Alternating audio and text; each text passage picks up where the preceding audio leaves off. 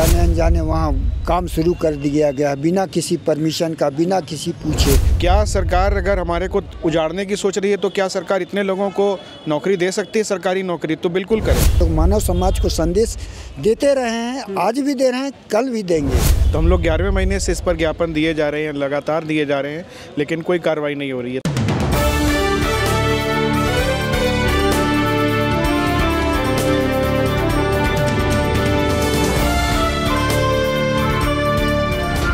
नमस्कार, आप देख रहे हैं मक्खन न्यूज़। मैं दीपक चौबे कैमरामैन अंकित के साथ मौजूद हूं रांची में। इस वक्त केंद्रीय सरना समिति हमारे बीच मौजूद हैं। सरना स्थल को बचाने को लेकर जो पिछले कई दिनों से मुहिम चल रहा है, इन लोगों का आज इनकी 15 सदस्यीय टीम उपायुक्त महोदय रांची से इन लोगों ने जो है बात की और क्या बातें हुई, क्या इन्होंने ज्ञापन सौंपा या क्या इनको वहाँ से मिला, वो सारी चीज़ों को जानने की कोशिश करेंगे इनसे। सर, क्या नाम हुआ सर? विजय कुमार उरांव जी, सरना समाज से बिलोंग करते हैं। क्या बातें हुई सर?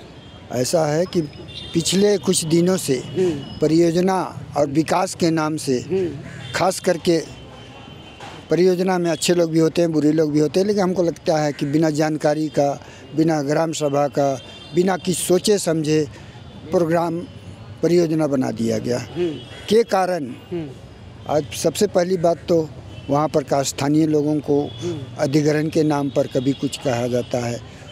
फिर ये विकास के नाम पे जो केंद्रीय सरना पूजा स्थल है, जहाँ लाखों की संख्या में चैत शुक्ल पक्ष तृतीया सरहुल जो 9 वर्ष होती है आदिवासियों के लिए, उसमें लाखों के लाख की संख्या में भीड़ होती है। और इस भीड़ में रांची ज़िले के अलावा विभिन्न ज़िले के अलावा विभिन्न प्रदेश से भी लोग आते हैं, जिसमें हम वहाँ जगह शायद इसीलिए हमारे पूर्वजों ने यह पूजा स्थल हमारा एकड़ एकड़ ही रहा है। फिलहाल हमारा जो सरना स्थल है 46 डिसमिल है, जो कि विकास परियोजना के नाम से जाने अनजाने वहाँ काम शुरू कर दिया गया बिना किसी परमिशन का, बिना किसी पूछे। आंदोलन भी अगर हो रहा है तो छोटी आंदोलन हो रही है, इससे वहाँ समाज के लोग बिल्कुल आकर्षित हैं, पूरा आक्रोश से भरा है। और हम लोग चाह रहे हैं कि शांतिपूर्ण ढंग से सब सरकार के प्रशासन तक अपनी बातों को पहुँचाए हैं और पहुँचा करके लिखित भी दिए हैं। आज हम लोगों ने महामहिम से भी हम लोग मुलाकात किए, समय दिए थे, उनसे भी बातें हुई। डीसी जिला महामहिम मतलब मुख्यमंत्री जी से, राज्यपाल जी से, राज्यपाल महामहिम डीसी से भी हम लोग मिले, अपनी बातों को रखे और अच्छी तरह से बात किए ताकि जनजातीय समाज में रूढ़िवादी प्रथा हम लोग जो मानते हैं, हमारी प्रथा में पूजा पानी डालना, हम लोग प्रकृति के साथ चलते हैं और प्रकृति के साथ चलने के कारण हमारी हर व्यवस्था लार्ज वे में बड़ी है। यह हमारा ऐसा नहीं है कि एक छोटा सा इति बना दिया और वो हमारा चीज़ हो गया हो।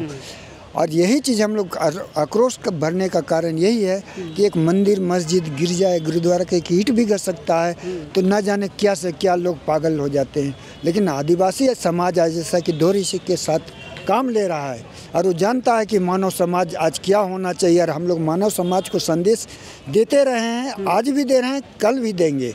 ऐसी बात नहीं कि आदिवासी समाज में ताकत नहीं है। आदिवासी समाज की ताकत की बात तो कोई पहचानता नहीं, और पहचानता है तो जानता है। तो इन्हीं सब बातों को आज हम लोग रखे हैं कि हमारी रूढ़िवादी प्रथा में इस तरह की बात है। और पिछले 1 अप्रैल को जो हमारा सरहुल है, चैत शुक्ल पक्ष तृतीया, आने वाले लाखों लाख कैसे आएंगे सर, इसको आके स्थल निरीक्षण करके देख लिया जाए, नहीं कैसे इसका किया जाए निराकरण है। तो इसको संबंधित विभाग को हम लोगों ने चिट्ठी भी दे दिया है, डीसी महोदय को भी इस बात का हम लोग बात कर लिया है, और महामहिम जो राज्यपाल से भी आज हम लोगों ने बात करके निकली है। तो क्या वहाँ से क्या मतलब कहने को मिला? राज्यपाल जी से मिले तो उन्होंने क्या कहा? उन्होंने जैसा कि होता है आश्वासन, तो हम लोग आश्वासन लेने के लिए नहीं गए थे, अपनी बातों को रखने के लिए गए थे। आश्वासन अपनी बातों को रख दिए हैं और जो सभी ने कहा कि हम लोग देखेंगे, इनको बोलेंगे, संबंधित विभाग को बात करेंगे। सरकारी प्रक्रिया धीरे भी चलती है, लेकिन जो आक्रोशित लोगों को समझाना थोड़ा मुश्किल है। तो हम लोग चाह रहे हैं कि शांति के साथ सारा चीज़ हो जाए, इसलिए हम लोग संबंधित विभाग, संबंधित पदाधिकारी को ये दे दिए हैं। इस विषय पे 22 तारीख को एडीएम महोदय भी वहाँ गए थे, वहाँ हम लोग प्रत्यक्ष निरीक्षण कराएं। 24 तारीख की बात कहे थे कि हम डीसी के साथ आप लोगों का वार्तालाप करा देंगे, लेकिन हम लोग को 24 तारीख लगभग 1 बजे तक कोई मनाही नहीं मिली, ना फोनिक हुई ना लिखित। तो हम लोग ने स्वतः डीसी कार्यालय में आकर के डीसी महोदय से भेंट किए, जो आश्वासन दिए हैं। दूसरी बात, वहाँ स्थानीय जो व्यापार था, वहाँ लगभग 50-60% लोग हैं, सबका व्यापार विकास के नाम से अधिग्रहण पहले किया गया, फिर करने की बात है तो आदमी विरोधाभास हो रहा है, डरे हुए कैसे धंधा पानी करेंगे। तो इसका भी ध्यान रखने की बात हम लोग किए हैं। मेरा नाम नवनीत सिंह है जी। मेरी भी बहू बाज़ार में दुकान है। मैं यहाँ पर बहू बाज़ार दुकानदार संघ की तरफ से आ रहा हूँ। हमारे साथ में दुकानदार संघ में ये भी हैं। हम लोग इस विषय में बहुत दिनों से मुझे लगता है कि नवंबर महीने से हम लोग ज्ञापन दे रहे हैं, क्योंकि हम लोग सड़क पर रहते हैं, दुकानदार रहते हैं, सड़क पर रहते हैं, तो हम लोग आए गए लोगों से मिलते हैं, तो कोई भी दागी वगैरह लगती है तो हम लोगों के संज्ञान में ज़्यादा आता है। जो घर रैयत लोग हैं वो घर के अंदर रहते हैं, उन्हें देरी से पता चलता है, उनके संज्ञान में देरी से आता है।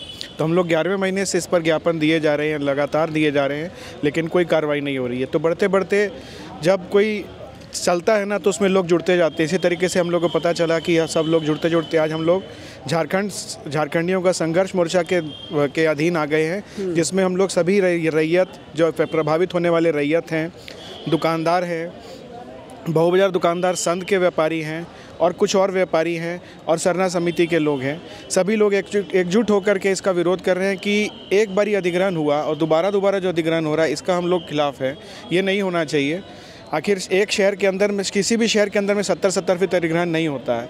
और हम लोग सभी जो दुकानदारों की बात मैं अगर करूं तो हम लोगों का परिवार इसी से चलता है। 50 वर्षों से हम लोग यहाँ पर दुकानदार हैं। बहू बाज़ार को पहचान देने वाले, बाज़ार की पहचान दुकानों से है और ये बाज़ार को हम लोगों ने पहचान दी है। अगर हम लोग व्यापारी यहाँ पर नहीं रहेंगे तो उस बाज़ार की क्या पहचान रह जाएगी। देखा जाए दोनों तरफ मिशन की ज़मीन है। बहू बाज़ार स्टेशन के सिर्फ निकलते हैं कांटोली तक, काफ़ी दूर तक मिशन की बाउंड्री है। अगर बहू बाज़ार वहाँ से हट जाएगा तो उस रोड की चहल पहल बिल्कुल ख़त्म हो जाएगी। आए दिनों में आपको सुनने को मिलेगा, जो अभी भी देखा जा रहा है कि यहाँ पर क्राइम बढ़ रहा है। आए दिन छिनताई, चोरी की सब की घटनाएं बढ़ रही हैं। ये फिर और बढ़ेंगी क्योंकि आना जाना एकदम बंद हो जाएगा। बगल में कॉलेज है, कॉलेज की लड़कियों के साथ छेड़छाड़ होनी शुरू हो जाएगी। ये सब चीज़ों को देखना चाहिए और सड़क सुनसान हो जाएगी। दूसरी चीज़ ये और है, आपराधिक गतिविधियाँ बढ़ेंगी। एक चीज़ और है कि हम लोग कोई सरकार से, हम लोग दुकानदार लोग हैं, हम लोग आरक्षण मांगते नहीं हैं, हम लोग नौकरी मांगते नहीं हैं सरकार से। हम लोग अपने अंदर 2-2, 4-4 लोगों को व्यवस्थित करके रखें, उनका भी पेट पाल रहे हैं, हमारा भी पेट पाल रहे हैं। एक दुकान से नहीं भी तो 10 से 12 लोगों का भरण पोषण होता है। क्या सरकार अगर हमारे को उजाड़ने की सोच रही है तो क्या सरकार इतने लोगों को नौकरी दे सकती है? सरकारी नौकरी तो बिल्कुल करे, लेकिन जब नहीं कर सकती, इतनी नौकरियां उत्पन्न नहीं हो सकती, तो जो अपने आत्मनिर्भर लोग हैं उन्हें क्यों उजाड़ा जा रहा है? इस पर विचार करना चाहिए। मुझे जहाँ तक लगता है कि मुख्यमंत्री जी के संज्ञान में आने से ये बातें क्लियर होंगी और दोबारा से ये हम लोगों को नहीं जोड़ा जाएगा। तमाम जो है आप लोग संगठन, बहू बाज़ार दुकानदार सर, व्यापारी संघ, तमाम लोग जो है एक ही मंच के नीचे आकर आप लोग जो है आंदोलन कर रहे हैं। और इस बात को आप लोग माननीय राज्यपाल जी को भी पहुंचा दिया और माननीय डीसी साहब को भी। राज्यपाल जी से भी भेंट की थी। 5 सदस्यों को उनके यहाँ से निमंत्रण आया था। हम लोग ने जाकर के उनसे अपनी बातें रखी हैं, जिसमें बहू बाज़ार दुकानदार संघ के अध्यक्ष थे, सरना समिति के अध्यक्ष थे, वहाँ की कोषाध्यक्ष महोदय थी और रैयत जन थे, दुकानदार संघ के सचिव भी थे और सभी लोग जा करके अपनी बातें रखी हैं और उन्होंने बोला है कि इसको उनके संज्ञान में ये बात डाली गई है और हम आशा करते हैं कि ये भी बात आगे बढ़ेगी। मैम, आगे का क्या प्लान है? आगे हम लोग आंदोलन करेंगे इसके लिए। यदि हमारा सरना स्थल को व्यवस्थित करके, नापी करके हमारा 46 डिसमिल जो ज़मीन है उसे वापस नहीं करेगा तो उस सब चीज़ के लिए, और जो अधिग्रहण के में है और जो फ्लाईओवर का जो निर्माण हुआ और जो वहाँ पर ही गिराया गया है हमारा सरना स्थल के गेट के सामने, जिससे बहुत बड़ी एक्सीडेंट होने की संभावना है। तो यदि उस सब को भी नहीं हटाएगा तो हम लोग बहुत बड़ा आंदोलन करेंगे। कहीं न कहीं एक मंच के नीचे सभी लोग आ चुके हैं और बड़े पैमाने पर जो है सरना समिति के लोग हों या व्यापार संघ के लोग हों, तमाम संघ इनके साथ जुड़ते जा रहे हैं और बड़ा कारवा जो है इनका निकल पड़ा है। अब देखना होगा इस पर क्या प्रतिक्रिया आती है शासन प्रशासन और साथ में सरकार की। आगे की अपडेट को देखते रहिए। आप देख रहे हैं मक्खन न्यूज़। मैं दीपक चौबे, कैमरामैन अंकित के साथ। जय हिंद, जय भारत।